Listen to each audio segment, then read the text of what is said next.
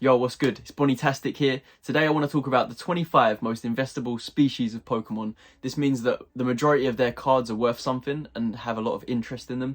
They're more liquid than other cards because people want these ones. These are popular Pokemon, okay? This list isn't technically in order because I didn't know how to rank some of these, especially the lower end ones, the ones I'm going to talk about first. I don't know what order to put them in, and there's loads of honorable mentions. Like, I could name so many Pokemon that are like cool, that people like generally, like Alakazam or Milotic, but I don't know if they're necessarily like really investable. So let's start off with the bottom of the list. There's going to be a few of those like that I just don't know whether they even deserve to be on here. And if you're thinking of one that I haven't put in this video, please comment it below. Obviously you're gonna have to sit through and see what I've said, but the reason why I'm over this side today is because I'm gonna put the cards here. I'm gonna edit this video. I'm gonna put some time and effort into this. So please like, comment, subscribe and all that. Anyway, the very bottom of the most investable, I would say, I would give it to Pokemon like Entei, Raikou, not Suicune, that would be higher up. I would give Gyarados this level down here. Probably throw Magikarp in there as well. I mean, there's a lot of expensive Magikarp cards now. Ho-Oh, I'd put Ho-Oh down here. Sylveon is the third most popular evolution, I would say now, just behind obviously Umbreon, Espeon, which we're going to get to. I would also put Greninja here, and the reason why is because it was voted the most popular Pokemon in Japan at some point. I don't know, it was a couple of years ago.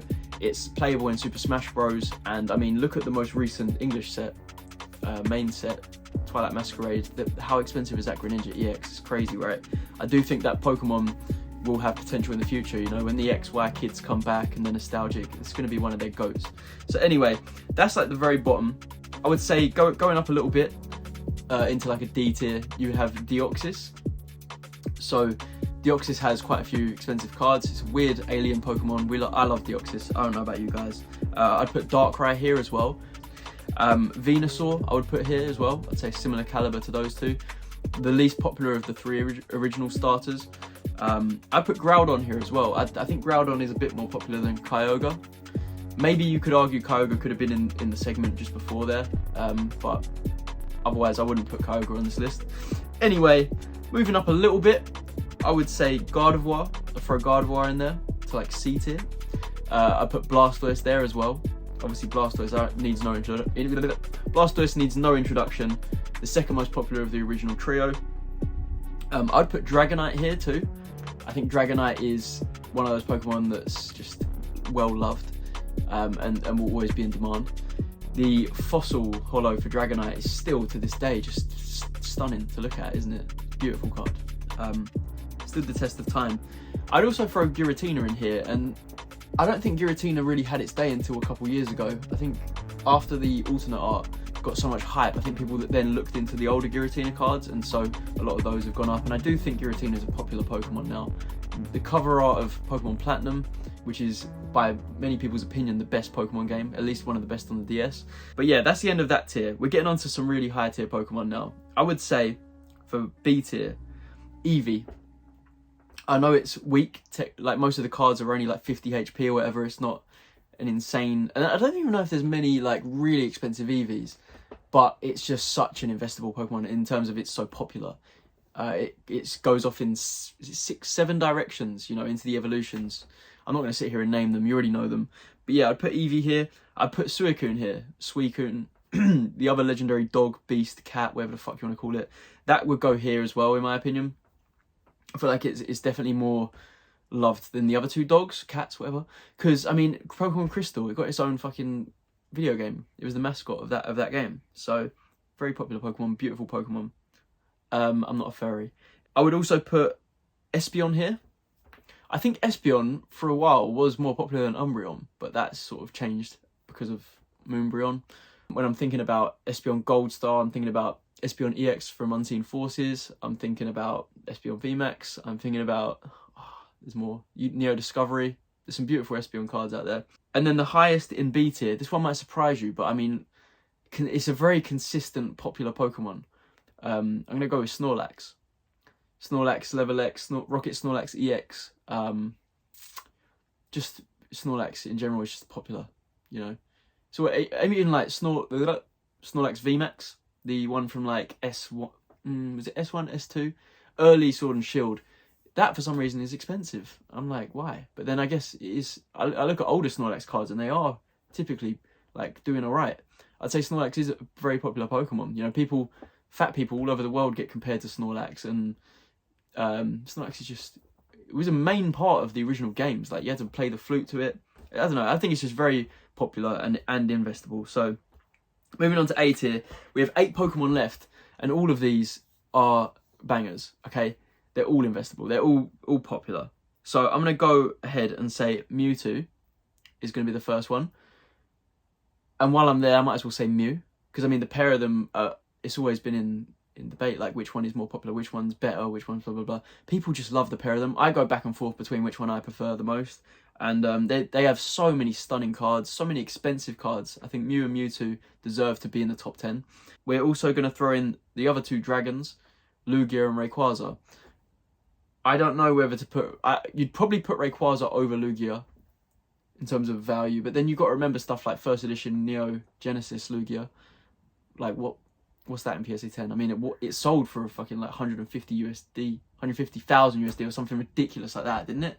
Or am I making that up? I don't know. It was tens and tens and tens of thousands, maybe 6 figures. Serious card, that Lugia there. So, but then Rayquaza. I mean, Rayquaza is like very consistent as well. Second most expensive set card in Sword and Shield. Rayquaza VMAX. Has so many beautiful artworks as well. Rayquaza Level X is just mind-blowing. So many Rayquaza EX cards. It's just a very popular Pokemon, very investable. So yeah, that is A tier. And then on S tier, there's only 4 Pokemon that can really go in here.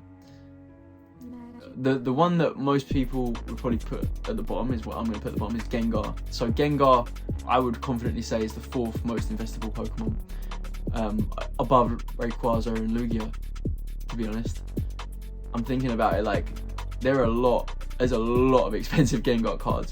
Gengar, even in like lower tier rarity Gengars, so like the standard 2014 Phantom Gate Gengar EX, just the RR card, so not a secret rare, just one that you pull like 3 or 4 of these in a box. The RR, it's just like a standard EX. Those you can sell for like 80 to 100 pounds PSA 10. You can't do that with like a Manectric EX. You'll get like 20. And it just is consistent. You know, it could be such high pop and it still sells for that price. The SR, what's that, £1,000? I mean, having Gengar on a box will make the box cost a lot of money. Gengar is super fucking investable. So yeah, that definitely deserves its place in the top 5. Now, number 3, I feel like it should be higher, but I mean, it just can't be. It's got to go Umbreon, obviously. It's got to be Umbreon Gold Star in Japanese is one of the most expensive cards ever. You probably don't even know what it's worth. I'm deep into my Pokemon, but I didn't even know what it was worth until recently. Jesus Christ, it is so expensive, and for good reason. I think it was insanely hard to get a hold of. It was you had to play tournaments and you had to get a real serious amount of points, and then once you got your Umbreon, then you go through the process of grading it. You know, just it kind of deserves its price, but wow.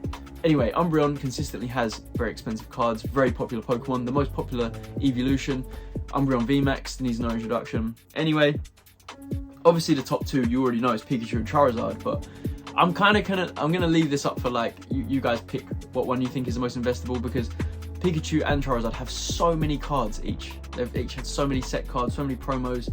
You know, they are just at the top. Look at the most expensive cards sales of all time. They're always going to be there. They're always going to be number 1, 2, and 3. Like